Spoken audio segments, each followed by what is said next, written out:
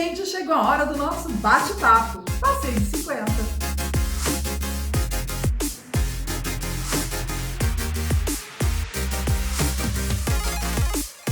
Vocês já prestaram atenção que tem algumas especialidades médicas que a gente não ouve muito falar.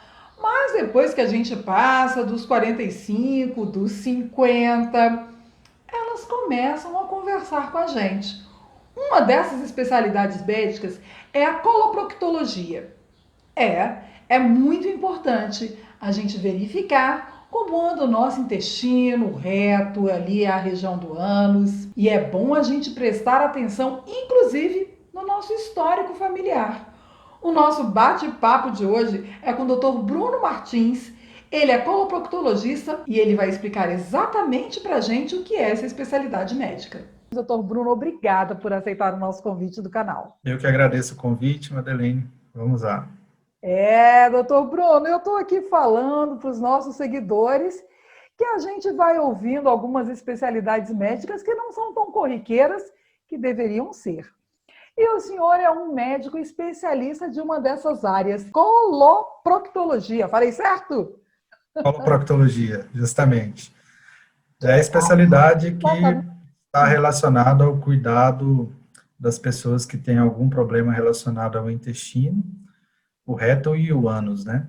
Então, todas as doenças relacionadas a essas áreas, a gente assiste esses pacientes. Então, é uma gama bem variável, bem variada de problemas, né, que acometem essa região, desde doenças orificiais, como doença hemorroidária, fístulas, até problemas como câncer de intestino ou doenças inflamatórias intestinais. Infelizmente, a gente tem visto que essa especialidade, a gente anda falando mais dela, porque realmente essas doenças estão se tornando mais sérias e já estão aí ranqueando outras doenças sérias também, né, doutor? Se a gente excluir os cânceres de pele não melanoma, temos uma incidência alta também no Brasil, né, inclusive no Distrito Federal, e muitas vezes a gente percebe que os exames de prevenção para essa doença são um pouco negligenciados, né?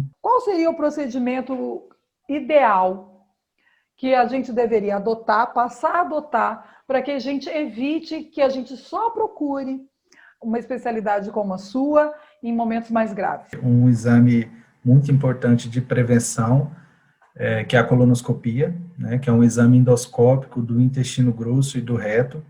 Exame esse que tem um poder fundamental de evitar a progressão para um câncer de intestino, né? O que a gente objetiva quando realiza uma colonoscopia? Identificar pólipos, que são pequenas elevações, pequenas verruguinhas na mucosa do intestino.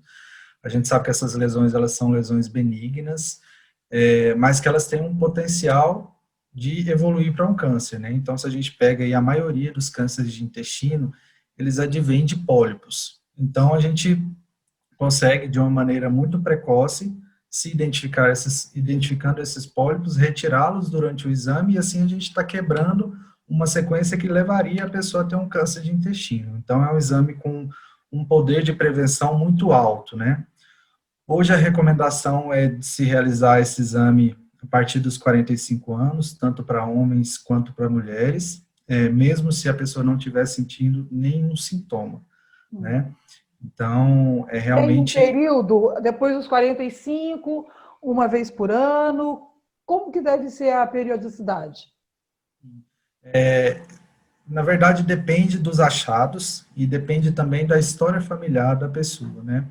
Então, se a gente pega, por exemplo, indivíduos que têm uma história na família de câncer, essa periodicidade ela é bastante variável, mas em torno aí de a cada 2 a 3 anos, independente do resultado da colonoscopia, pessoas que têm história na família necessitariam fazer o exame.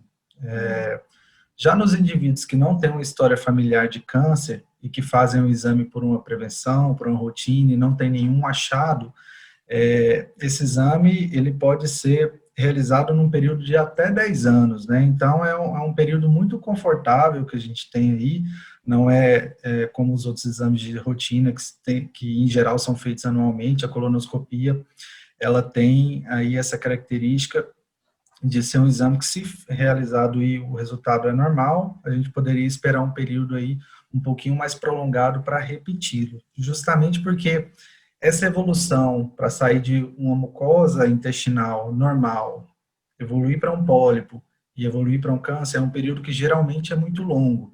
Então, isso nos dá uma margem para conseguir agir no intuito de prevenção com bastante tranquilidade. Agora, se eu faço a colonoscopia e encontro pólipos, quando que eu devo repetir o exame? Isso vai depender do número de pólipos encontrados e do tipo histológico, além do tamanho também desses pólipos. Mas, em geral, a gente pode considerar aí uma faixa entre 3 e 5 anos para se repetir o exame. Tá? Mas isso é avaliado caso a caso. Agora, doutor Bruno, o que exatamente é um pólipo? Então, é como se fosse uma verruguinha no intestino, né? Na parte interior ali do intestino. É uma elevação ali da mucosa, né? Pólipo significa isso, uma elevação, mas que a gente pode considerar como se fosse mesmo, assim, para ficar de mais fácil entendimento, como se fosse uma verruga ali no intestino. Agora, por que essa preocupação com o intestino? Porque a gente está falando aí do intestino grosso, do reto e do ânus, mas por que essa preocupação maior do intestino com relação aos outros órgãos? Até muito recentemente, a gente considerava como idade para início de rastreamento 50 anos de idade mesmo, né? Mas em 2018 foi lançada uma nova diretriz da American Cancer Society que reduziu essa idade para 45 anos, tá? Então, a gente ainda tem alguma divergência entre as diretrizes, mas na prática nós temos feito a partir dos 45 anos, tanto para homens quanto para mulheres. Lembrando que se eu tenho um diagnóstico na família já de câncer de intestino ou de algum câncer do trato gastrointestinal, por exemplo, alguma síndrome de câncer hereditário, essa idade ela pode ser ainda menor. Então, a depender de cada caso, isso tem que ser avaliado ali com o seu médico, né, com o seu coloproctologista. Em relação à sua pergunta, o que a gente tem ali em referência aos outros órgãos, o câncer intestinal, quando descoberto precocemente, a gente tem uma chance de cura altíssima com o procedimento cirúrgico, tá? Mas à medida que esse câncer ele evolui, tem uma possibilidade de disseminação para outros órgãos, e isso pode acontecer para órgãos à distância, a exemplo de fígado e pulmão, mas também pode invadir diretamente órgãos que são muito próximos ao intestino grosso e ao reto, tá? E aí, então, como exemplos, a gente pode citar o duodeno, que é uma parte do intestino delgado, né? Órgãos que ficam próximos ali ao reto, próstata, vagina. Então, em lesões que são muito avançadas, isso pode, infelizmente, ocorrer. Por isso que é importante a gente tentar fazer o diagnóstico o mais precocemente possível e, eventualmente, a gente consegue quebrar essa sequência, igual eu falei anteriormente, ainda quando é algo benigno, né, quando é só um pólipo, que você, com um simples procedimento ali da colonoscopia, você já consegue resolver tudo isso. E o exame da colonoscopia, ele precisa de ser, a pessoa precisa estar sedada, é um exame relativamente tranquilo? Então, a colonoscopia, ele é um exame endoscópico, ele consiste na introdução de um endoscópio, que é um tubo que tem uma câmera, é um tubo flexível, que a gente consegue avaliar todo o intestino grosso e o reto. Esse exame, para ser realizado, necessita realmente de uma sedação. A pessoa ela vai ficar dormindo enquanto está realizando o exame, e assim que o exame começa a encerrar, ela também já vai começar a despertar, tá? Então, não é um procedimento que necessita de intubação, de anestesia geral, mas consiste em uma sedação realmente, tá? Para evitar o desconforto que muitas vezes pode gerar alguma cólica abdominal, né? Então, por isso o exame é feito sob sedação. Existem riscos associados à realização da colonoscopia, tá? Um dos mais temidos pelos pacientes é a da perfuração do intestino, mas quando isso é realizado, quando o exame é realizado com o intuito de prevenção, a gente considera que esse risco de perfuração ele é muito pequeno, né? Muito, muito raro a gente ter uma ocorrência de perfuração em pessoas que estão fazendo o exame por prevenção. As perfurações elas podem ocorrer mais comumente em alguns casos em que a colonoscopia é usada com intuito terapêutico. Então, quando a gente vai utilizar a colonoscopia para retirar uma lesão via endoscópica ou para passar uma prótese, então, nesses casos, o exame, ele ganha um pouquinho mais em riscos, tá? Mas, novamente, em quem vai fazer o exame para prevenção, é um exame extremamente seguro, tá? Tanto é que é indicado como uma rotina, né, a partir dos 45 anos. Lá no comecinho da nossa conversa, o senhor falou um nome que assombra um pouco a gente, que é hemorroida. Sim. E também está ligado à sua especialidade médica, né, doutor Bruno? Tem pessoas que têm com mais frequência esse desconforto da hemorroida? O que exatamente está acontecendo ali? Se a gente considera ali a doença hemorroidária interna, primeiro, o que são as hemorroidas, né? São coxins, pequenas almofadinhas, vamos dizer assim, que ficam no canal anal, que são formadas por tecido conjuntivo e vasos sanguíneos. Então, todo mundo tem esses coxins hemorroidários, é uma parte do nosso canal anal, tá? É normal ter isso. E eles ajudam a amortecer a passagem das fezes e manter o canal anal ocluído quando a gente não está defecando, certo? O que acontece é que... não é normal é quando começa a incomodar, né, doutor? Exatamente. Então, quando começa a ter sangramento, quando essas hemorroidas elas começam a sair para fora do ânus, quando a pessoa vai ao banheiro, né? Então, esses dois são os principais sintomas da doença hemorroidária interna, que é mais comum na faixa etária entre 45 e 60 anos, né? Já nós temos também aquelas crises de doença hemorroidária externa, né, que comumente são as tromboses hemorroidárias, né, que são caracterizadas por um quadro súbito de um surgimento de um nódulozinho, de uma bolinha dolorosa ali na margem do ânus.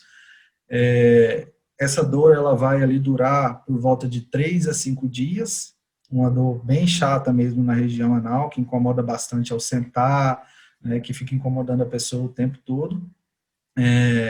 E aí depois a dor vai reduzindo e fica aquele inchaçozinho ali na região que demora um pouquinho mais a passar. Esses são os quadros de trombose hemorroidária externa, né? Eventualmente, também, após essas crises, a pessoa pode ficar com um excessozinho de pele ali na região, que são chamados plicomas, que geralmente também é uma queixa muito comum que a gente vê no consultório, de um desconforto, como se tivesse algo para fora ali que fica atrapalhando a higienização, que incha quando vai ao banheiro, né? Então, geralmente, esses plicomas, eles podem surgir depois dessas crises de trombose hemorroidária externa, que são bastante frequentes. E o que é que gera essas crises? Pessoas que têm o intestino preso, que ficam muito tempo sentadas no vaso sanitário, né? Que fazem um esforço evacuatório muito grande.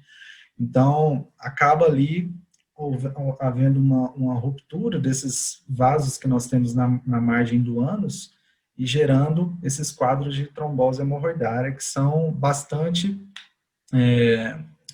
incomodam bastante, né, a pessoa. E esse caso cirúrgico é um caso extremo? Na verdade, o que dita a necessidade do tratamento cirúrgico é o quanto os sintomas incomodam a pessoa, o quanto afeta a qualidade de vida. Porque muitas vezes nós podemos ter ali pessoas que têm o que a gente chama de uma doença hemorroidária grau 4, que seria o seguinte: ela já fica com esses coxins, com essas hemorroidas expostas o tempo todo, certo? Mas ela não sente nenhum incômodo com esse problema. A qualidade de vida dela não está afetada por conta da presença desse deslizamento dos mamilos hemorroidários. Então, nesse caso, a hemorroida não está, e a hemorroida nunca vai colocar a vida de ninguém em risco, né? Porque a hemorroida não vira câncer, tá? Então, não é uma doença que, uma vez que a gente identifica, tem a necessidade imediata de operação. O que vai ditar essa necessidade é do quanto isso incomoda. Então, pessoas, às vezes, com doenças até um pouco mais precoces, podem se sentir bastante prejudicadas em relação à qualidade de vida, e nesses casos a gente pode oferecer o tratamento cirúrgico para elas. O tratamento cirúrgico ele pode variar do mais convencional, que é a retirada mesmo dessa hemorroida, tá? Até outras técnicas, como técnicas de grampeamento, que também podem ser utilizadas no tratamento. Cada grau vai ter a sua indicação cirúrgica. Eu diria que o mais convencional mesmo é a hemorroidectomia, que é retirar mesmo a hemorroida, tá? E é o tratamento cirúrgico que costuma dar um resultado melhor a longo prazo, apesar de ter o desconforto no pós-operatório de ser um pós-operatório doloroso, né? As pessoas se queixam muito da dor no pós-operatório da hemorroidectomia. Agora, vem aquela dúvida. Você pode tirar? Por que a gente tem? Porque eles têm uma função fisiológica, né? Como eu expliquei, eles ajudam ali a amortecer a passagem das fezes e manter o canal anal ocluído. Então, assim, na verdade, o que acontece com o tempo é que, como qualquer parte do nosso corpo, o nosso tecido, ele vai ficando mais fragilizado com a idade. Então, pode acontecer de ter um enfraquecimento desses coxins e começar a ocorrer isso, de sangramento, né, ele começa a deslizar para fora do canal anal, né? Por quê? Porque o tecido está ficando frágil. Então, quando essa fragilidade começa a incomodar a um ponto de que está atrapalhando a minha vida, aí a gente implementa as medidas de tratamento, tá? Enquanto eu estou convivendo bem, não está gerando nenhum problema, não tem por que retirar, tá? Sim. Então, o desconforto é que vai ditar se é um caso cirúrgico de retirada ou não das hemorroidas. Justamente. Em alguns casos também a gente tem aqueles pacientes que têm um sangramento muito intenso decorrente das hemorroidas. Então, nesses casos também, que inclusive pode gerar até anemia. Então, nesses casos também é indicada a operação. Nós falamos do intestino grosso, inclusive falamos do exame que deve ser feito. Estamos quase que nos incluindo completamente aí, porque nós que passamos dos 50 estamos diretamente ligados a essa sua especialidade médica. Falamos também da questão da hemorroida. Algum outro sintoma que leve a gente ter que visitar um coloproctologista? Então, a gente pontuou essa questão da colonoscopia ser um exame de rotina a partir dos 45 anos, mas com certeza existem sinais que devem chamar a nossa atenção para uma visita mais precoce, como você colocou.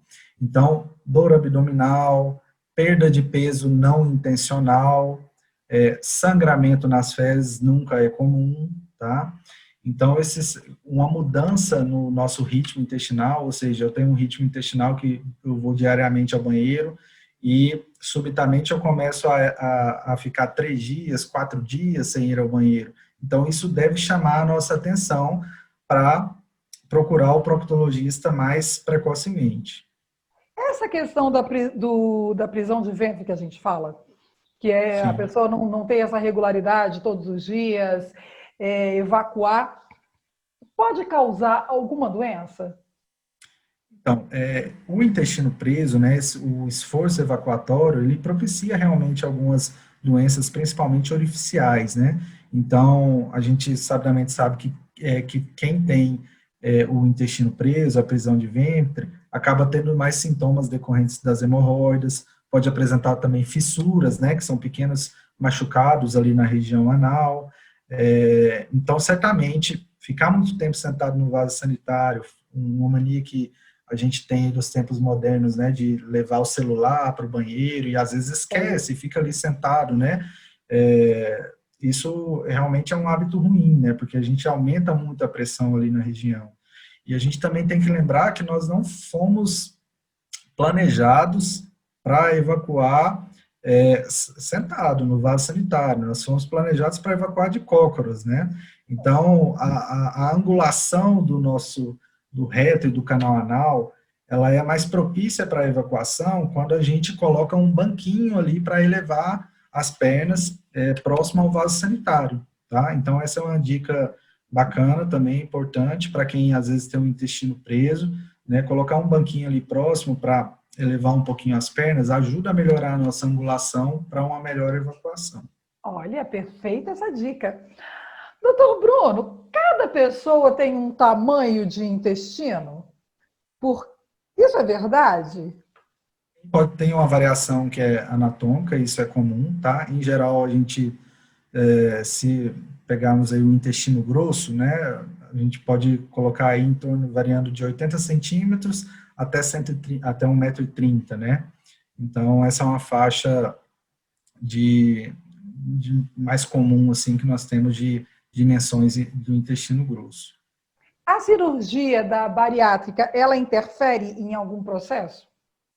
Então, a bariátrica, ela vai interferir no sentido de aumentar um pouco, de acelerar o nosso ritmo intestinal, né? Apesar de não haver a manipulação do intestino grosso durante a cirurgia bariátrica, a gente tem alguma manipulação do intestino delgado, né? E o trânsito, ele acaba sendo acelerado com isso. Então, é normal ter algum grau de diarreia, né? Depois uma consistência mais amolecida das fezes, depois da cirurgia bariátrica, apesar de não haver manipulação do intestino grosso. E não tem a necessidade de quem vai fazer uma bariátrica, se submeter a uma bariátrica, depois fazer um acompanhamento, não é preciso? A não ser que já esteja na idade que a gente necessita, né, de fazer os exames de prevenção, ou que ela tenha algum sinal de alerta, tá? Então, aqueles que a gente havia comentado, né, sangramento nas fezes, dor abdominal, perda de peso. Ai, doutor Bruno, que bom o senhor ter vindo aqui no canal, esclareceu muitas dúvidas. Obrigada por aceitar o nosso convite e fica o convite eterno para o senhor voltar e explicar mais, porque a gente, né, o tempo não deixa e a gente fica aqui querendo apertar um pouco. Muito obrigada por ter vindo ao nosso canal, porque realmente essa especialidade é muito ligada diretamente para nós que passamos dos 50. Eu que agradeço o convite, estou à disposição, sempre que precisar. Obrigada, doutor. Um grande beijo. Obrigada por ter vindo. Importantíssimo esse bate-papo de hoje, hein, gente? Para nós que passamos os 50, então, hein? Atenção ao nosso histórico familiar e algum desconforto. Já sabemos quem temos que procurar, né? E se você ainda não está inscrito no nosso canal, faça isso agora. Já devia ter feito lá no comecinho do nosso bate-papo. Deixa o seu like, o seu joinha para a gente saber que você está gostando. Acione o sininho para ficar recebendo as nossas notificações, porque de segunda a sexta-feira, sempre no finalzinho da tarde, a gente tem um bate-papo gostoso, como esse que a gente teve agora com o Dr. Bruno. E você não pode ficar de fora e nem deixar nenhum amigo seu de fora. Convida todo mundo para vir junto com você, junto com a gente, curtir o nosso canal, que foi feito para mim, para você que já passou dos 50 e para quem quer chegar bem aos 50. Um beijo, gente. Até amanhã.